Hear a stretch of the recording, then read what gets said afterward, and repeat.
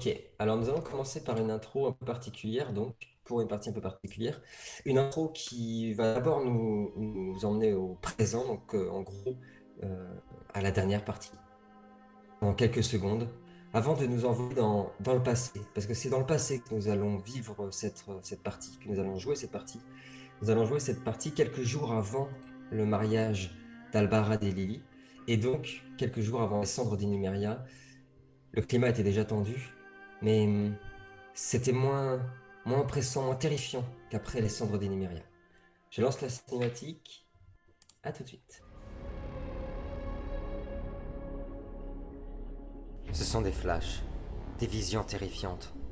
Une guerre, d'une rage et d'une cruauté sans pareil. Des milliers d'hommes, au cœur d'une marée de morts. L'odeur du sang, les cris, l'horreur. Ce sont des nuées de monstres terrifiants d'Umbra, déferlant sur le monde. Nous sommes pris de panique, au milieu de tous ces morts, ces créatures noires et ces hurlements terrifiants. Est-ce le bruit des tambours d'Umbra, notre cœur qui bat si fort, qui bat toujours, qui bat encore? Mais pour combien de temps?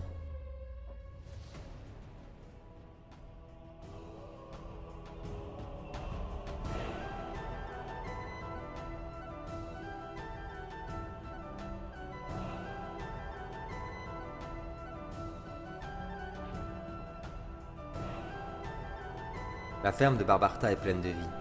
Des Celtes et des Gallois vivent ici en harmonie avec la nature et le peuple de l'Ouest qui les ont accueillis. La ferme de Barbarta est simple et modeste, mais solide et généreuse, tout comme lui. Nous retrouvons à l'intérieur de celle-ci Albarad, Naya et Barbarta en plein repas. Sur la table en bois de chêne, on y retrouve des radis croquants, des choux frais, des haricots et des pommes de terre à la crème, des pots de lait, de miel, de beurre et de crème fouettée remplis à ras-bord trônent sur la table.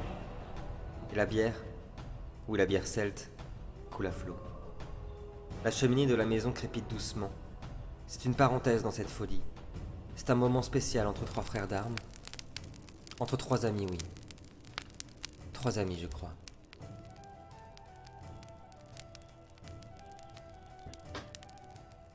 Hop.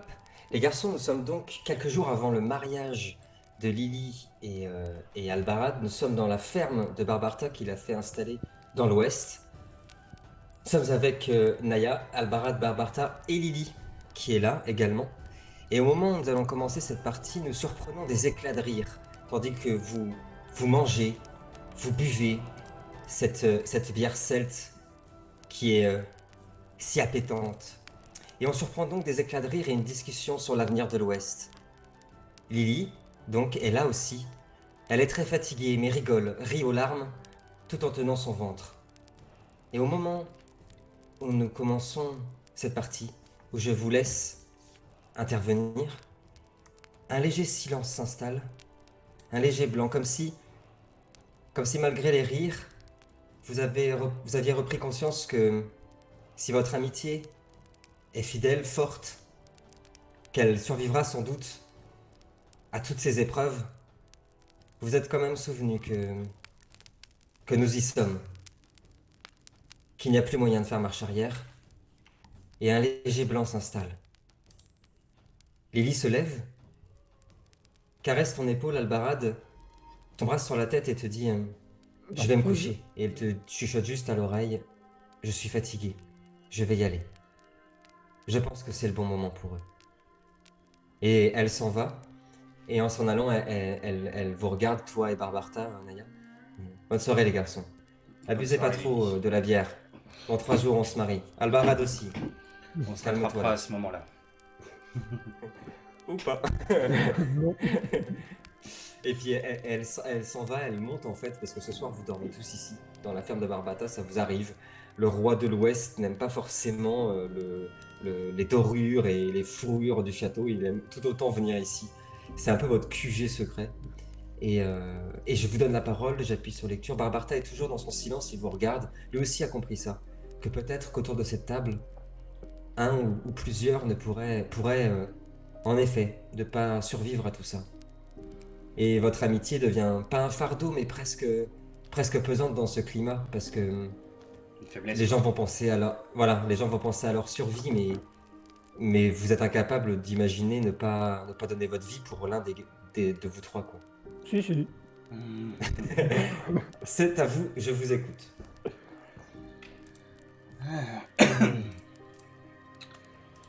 Euh,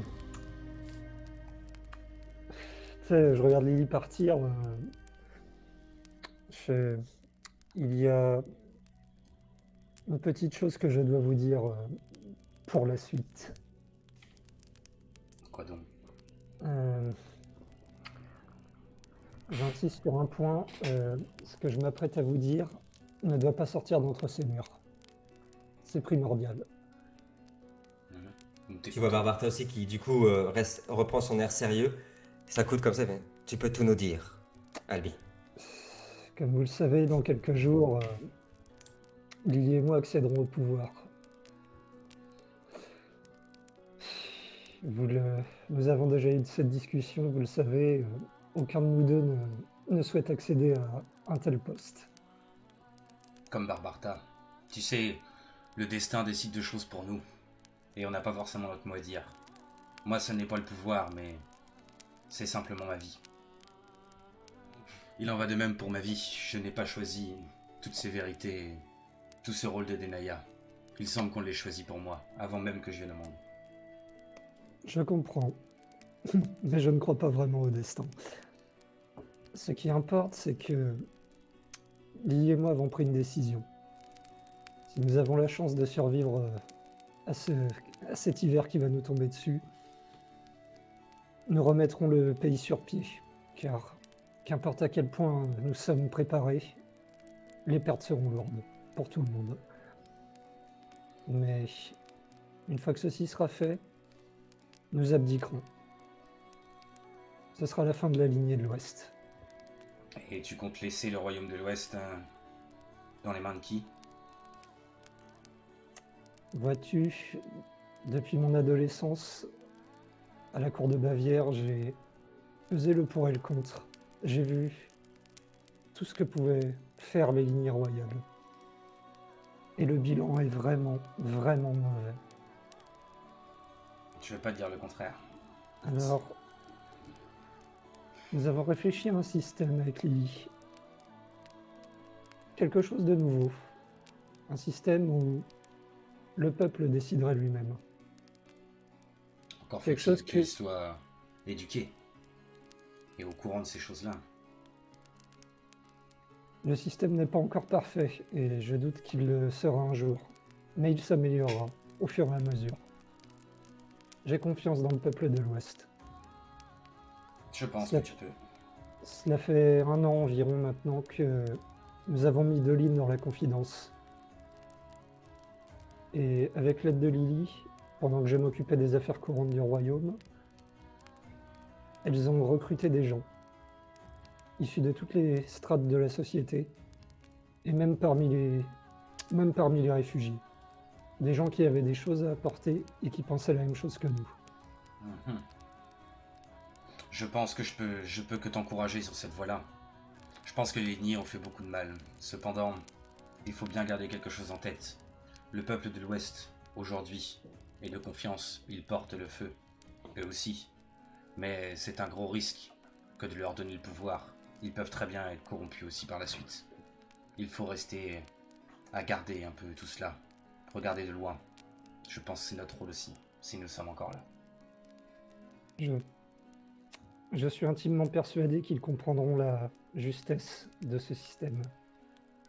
De plus, l'Ouest est maintenant un pays multiculturel, où les Shadi et les Haki sont comme des frères. Pourvu Toutes que ça ces dure. influences et les événements sombres qui nous attendent, tout cela va changer la mentalité du peuple. Nous leur laisserons le temps de se choisir un nouveau gouvernement, puis nous partirons. Nous n'avons d'autre choix que de leur faire confiance dans tous les cas. Et de toute façon, depuis le temps qu'on se connaît, depuis ces années qu'on voyage et qu'on combat ensemble, tu sais bien que toutes ces choses-là me sont un peu étrangères. Toute la logique de pouvoir, de gouvernement, c'est... Je n'y comprends pas grand-chose.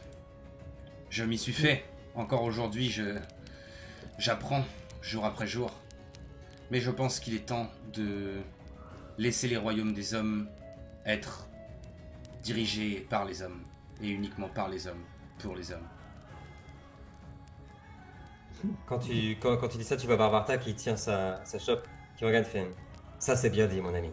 Et puis Albarad, je pense que tout comme Naya, vous avez donné assez, plus qu'assez, à ce royaume. J'ai confiance en vous. Et je pense que nous pouvons avoir confiance en eux aussi.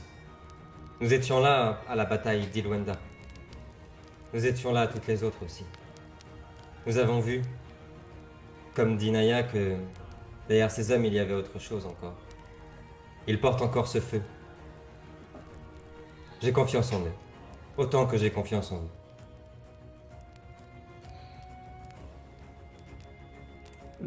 Nous sommes donc d'accord. Je compte sur votre discrétion. Pour le moment, le peuple a besoin de nous voir unis, tous ensemble face à l'hiver. Le peuple a besoin de s'unir autour de quelqu'un, de quelque chose. Et jusqu'au bout, jusqu'à la fin, ce sera nous. Malgré nous, mais ce sera nous quand même. C'est à croire que la Hava a le sens de l'humour. Oui, on peut prendre ça comme ça. Mais tu sais, Au tu disais moment- que tu ne croyais pas dans le destin. Mais n'oublie pas que le destin, lui, croit en toi. Jeune Albarad. J'ai toujours détesté profondément les prophètes et tout ce qui s'en rapproche. Merci pour moi. Ah, du coup, ça redétend l'atmosphère. Barbarta rigole aussi. Retrinque avec vous. C'est exactement le genre de blague que vous faites absolument constamment quand vous êtes ensemble, justement. Mais au moment où vous êtes en train de parler de tout cela, Naya, tu as ressenti comme... tu sais, comme parfois on a l'impression qu'on nous appelle. Tu sais, puis on marche tranquillement, puis on a l'impression d'entendre son nom ou l'impression d'être suivi. Cette sensation un peu bizarre, au niveau de la cheminée. Un crépitement un peu bizarre. Tu t'es retourné, t'as rien vu. Tu t'es remis à discuter avec les garçons, et Albarad et Barbarta l'ont vu aussi. Que quelque chose t'avait intrigué au niveau de la cheminée. Bien, en continuant la conversation, je vais Mhm. doucement me lever et Ouais. m'approcher de la cheminée en marchant, Ouais. en restant Ok. debout, et je m'appuie à la corniche de la cheminée en Ok. regardant le feu. Et du coup, t'as Barbarta qui te lance une petite vanne, tu vois, comme ça. Il te regarde comme ça, il fait qu'est-ce qu'il a, l'aider Naya? Il a froid? Un Et souci, quand tu te Naya rapproches. J'ai toujours froid en moi, tu le sais bien, Barbarta. Quand tu te rapproches de la cheminée, tu vois en effet que la braise commence à tournoyer, que les étincelles dans la braise, les petites flammes commencent à scintiller, à changer de couleur parfois, et tu as l'impression, au loin, d'entendre quelque chose. C'est très étrange. Du vent? Non, c'est pas du vent. Et Quelque chose de soudainement, connu ou pour moi? oui, peut-être. Oui, ça ressemble un peu au Mm. chant justement que vous avez entendu là-bas au royaume de Hel, tu sais, ces chants persistants dans les oreilles. Et puis soudainement, la, la cheminée se met à s'embraser totalement. Un brasier commence à danser dans la cheminée, une immense boule de feu. Ça... Et puis tu entends des chants au loin. Alors attends, parce que j'ai mon ordi qui lag. Mais surtout, les flammes commencent à faire apparaître autour de la cheminée comme un portail. Ouais. Soudainement, le feu qui s'était mis à crépiter plus fort dans la cheminée, et les flammes qui se mirent à danser et semblaient émettre des chants. Des chants, oui, de magie blanche, tu les reconnais, Naya. Lorsqu'enfin, depuis le four ardent, un portail extraordinaire s'ouvrit, laissant apparaître les vertes contrées tranquilles de Celti. C'est bien la Celti que tu aperçois, Naya, entre le portail de ces flammes. Et tu entends au loin un vieil homme chanter. Prends la binette, tire la chevilliette, tu attireras bien à retrouver cette maudite chouette. Et puis tu le vois arriver au loin, comme ça en marchant tranquillement. C'est Draoy, tu le reconnais, qui depuis les flammes de la cheminée pénètre dans la maison de Barbarta, s'essuie comme ça, le feu s'arrête. Il enlève toute la suie comme ça. Ah, j'ai toujours rêvé de faire ça. Bien, bien, bien, bien, bien. Quel enchantement de vous voir. Ton Bonjour. entrée est remarquée, Draoy. Bonjour. Tu aurais peut-être pu faire plus conventionnel comme entrée. Tu ne crois pas? Je n'aime pas la modestie. Je vis depuis trop longtemps pour ça. Euh, Bonjour Albarad. Bonjour Barbarta. je n'ai pas le plaisir de vous connaître. Oh non, non, c'est vrai. J'ai rencontré il y a fort longtemps, pour vous, Naya et Barbarta en Celtie. Oh, une forte et belle rencontre. Et je suis venu aujourd'hui jusqu'à vous, dans ce magnifique royaume de l'Ouest qui m'avait tant manqué, pour vous parler de quelques petites choses. T'as Barbarta qui était, en le voyant, c'est un peu une figure en Celtie, hein, Draoy, Ah oui. d'abord une légende, et puis bah, pour ceux qui ont la chance de le rencontrer, un peu plus que ça. Donc il ramène une chaise à la hâte. Asseyez-vous, monsieur, asseyez-vous. Puis il fait, merci, merci. Il sort sa pipe, il commence à la cramer, et en claquant des doigts, il y a des étincelles, tu sais, qui commencent à allumer sa pipe. Ah. Auriez-vous un de ces bons breuvages de l'Ouest, mon ami? On a même des breuvages de Celtie. Si vous Encore voulez. mieux. Puis il s'assoit confortablement. Très belle demeure, Albarad, très belle demeure. Le mérite en revient à Barbarta. Oh, le mérite revient toujours aux Celtes, mon ami. C'est l'histoire de notre monde. Et puis, comme ça, en rallumant sa pipe, il vous regarde comme ça, il fait... Bien. Les jours ne sont pas des plus heureux. Comment allez-vous?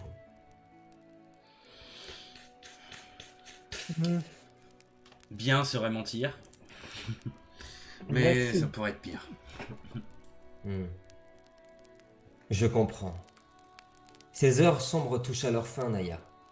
Bientôt, ce monde embrassera son destin tragique. Tu le sais.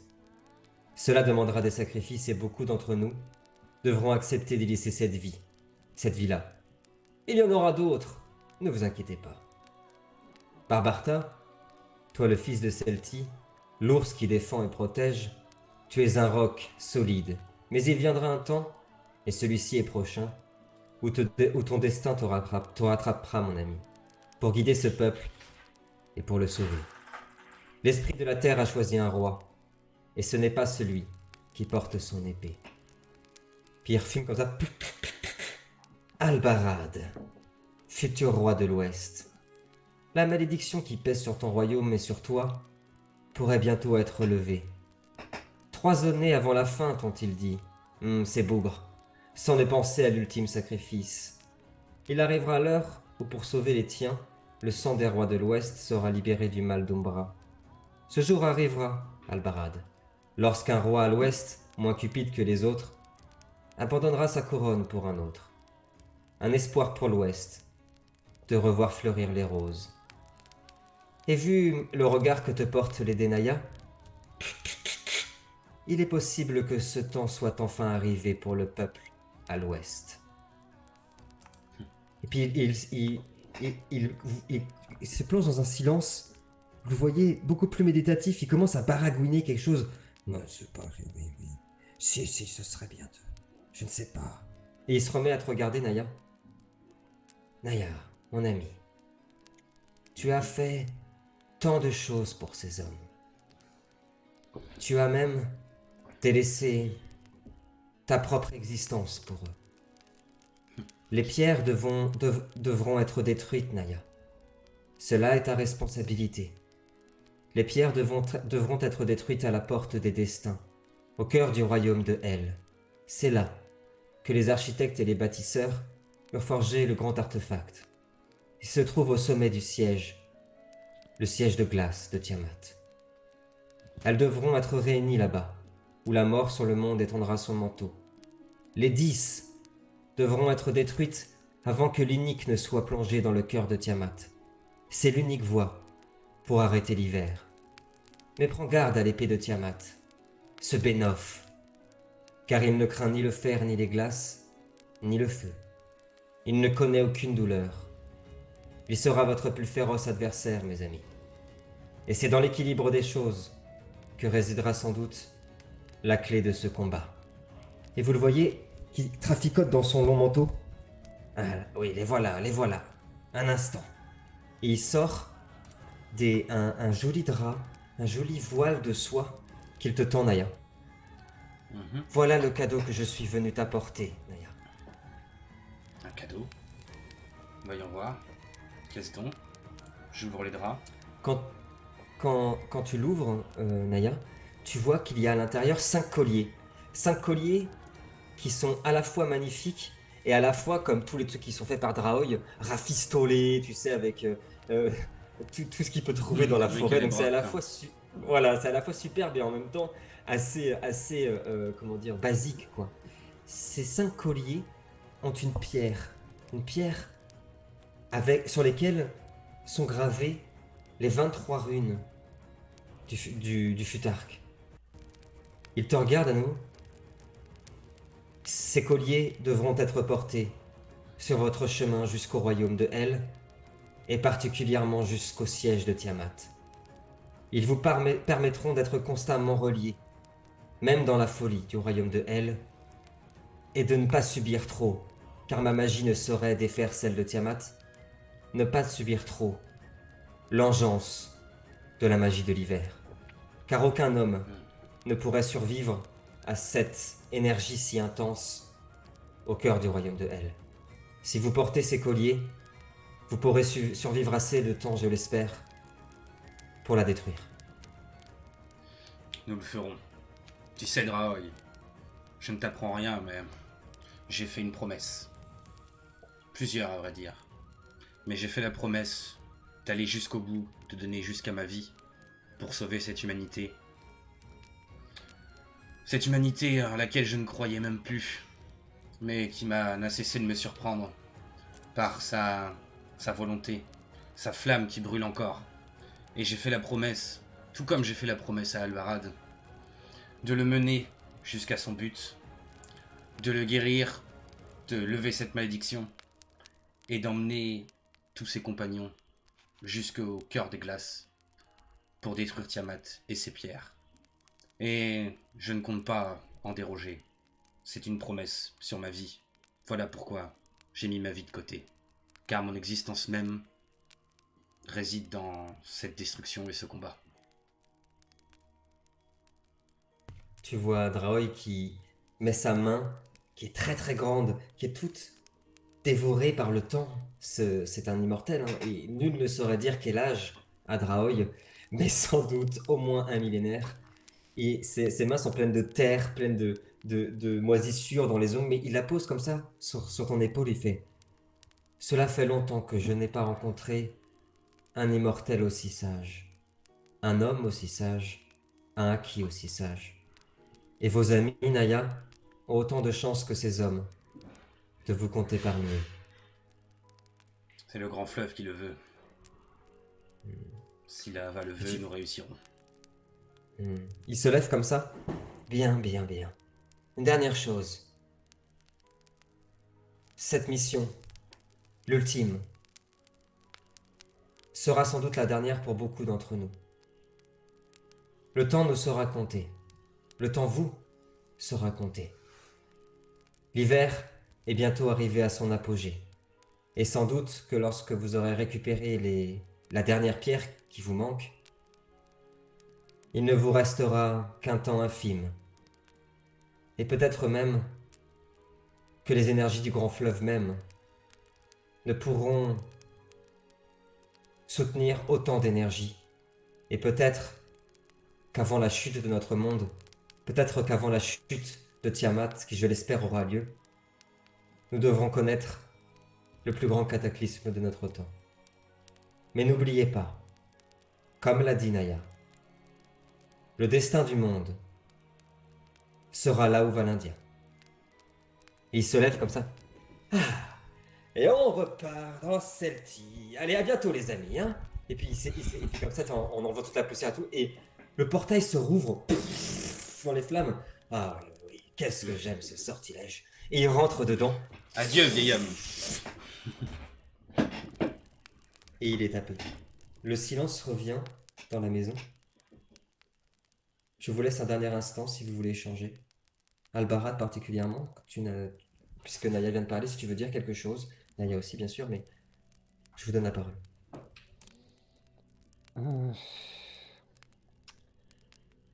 Plus rien ne m'étonne, arrivé aussi loin. Mais les paroles de ce vieux sage ne sont pas vraiment rassurantes. En effet, c'est pourtant ce qui nous attend.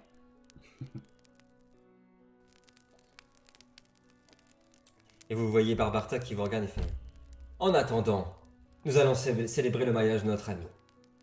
Laissons-nous un petit peu de fête et de gaieté. » Et il lève sa bière et fait « À toi, mon ami. » Et il te regarde, Naya. « À toi, mon ami. À vous, mes frères. » Et puis il tend sa À bière toi, comme mon ça pour frère. vous trinquer. À la tienne. À la fin des temps. À la fin des temps. À la fin des Et temps. alors que vous trinquez, le noir se pose sur notre écran et me laisse à nouveau ces trois frères, ces trois amis, dans leur intimité, profiter de ces derniers instants en effet, avant la fin des temps.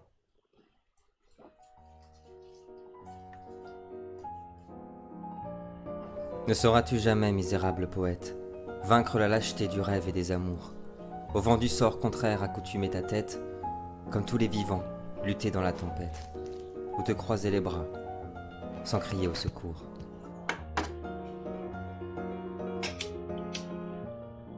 À droite, à gauche, vois, sur la mer où nous sommes, chacun risque sa voile et jette son appui. Nul ne sait d'où tu viens, ni comment tu te nommes. Frère, ne cherche pas dans l'océan des hommes, comme un nageur tremblant, les épaules d'autrui.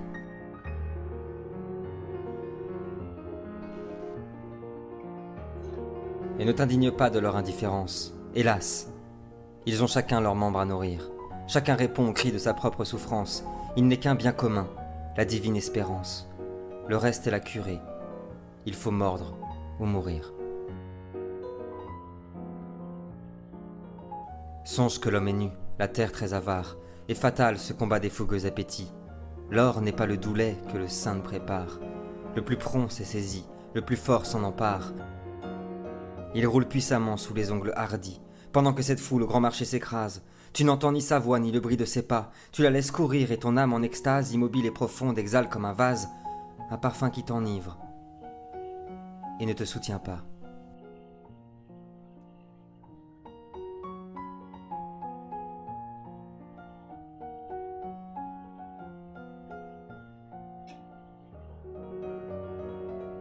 Allons, frère, debout, s'il en est temps encore. Fais-toi ta pacotille, achète et revends cher. Crie avec les marchands dans le temple sonore. La fortune se rit de l'homme qui l'implore, et l'homme qui s'en plaint fustige en vain la mer.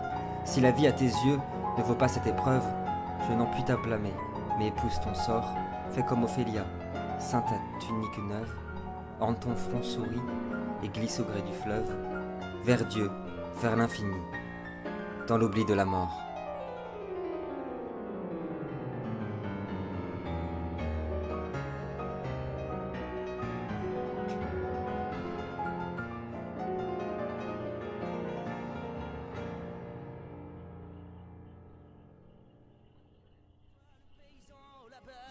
Toi l'artisan, toi l'ouvrier, toi qui mets de l'eau sur les fleurs, toi qui baisseras jamais la tête, toi qui sais que l'humanité n'a qu'un seul hymne qu'il battra toujours au battement de nos cœurs. À nos frères, à nos amis, à ceux qui sont tombés trop tôt, à ceux que nous reprend la vie, à nos luttes, à nos combats, puis à ce cœur qui bat quand je trinque avec toi. Toi mon frère, toi l'insoumis, s'il faut partir à la guerre contre la pourriture ici, pour notre terre, notre pays, le cœur sans frontières est ma patrie. À nos femmes, à nos enfants, à nos cultures piétinées par le culte du dieu l'argent, à nos bistrots, à nos amis, à nos ruisseaux indépendants, au point levé contre la nuée, à mes frères, à ma patrie, et quel que soit le champ des guerres qu'il voudrait bien nous vendre ici.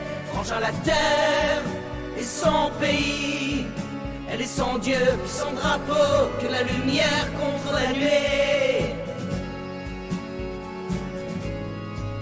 Elle est sans Dieu puis sans drapeau, que la lumière contre la nuit. Frangin, la terre est sans pays,